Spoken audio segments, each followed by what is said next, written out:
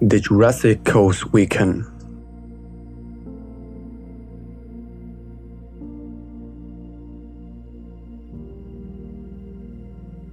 The beginning of the route is beautiful with hills that are not very difficult. The temperature this weekend was not common as we reached more than 30 degrees Celsius.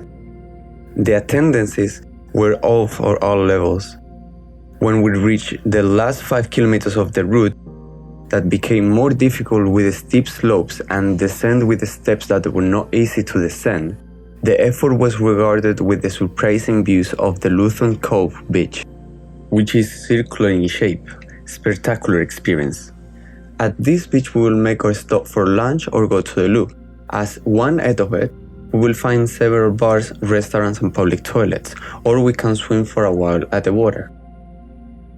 We continue about 2.5 kilometers uphill until we reach one of the most famous beaches on the Jurassic Coast, Door, where the most photographed arch is located. Again, we take the opportunity to swim and rest before heading to the hostel. We return the last 2.5 kilometers to the bus stop, which takes us to the hostel in Swanage in 1 hour. We arrive at the Old Harry Rocks area where we have the opportunity to take incredible pictures. After 1 hour of descent, we arrive at the Studland Nature Reserve, where in addition to the usual beach, it has an area for nudists. We spent a couple of hours at the water resting and swimming. Then we took a ferry and a bus that left us in Bournemouth. There we have dinner and took a train back to London. 100% recommended.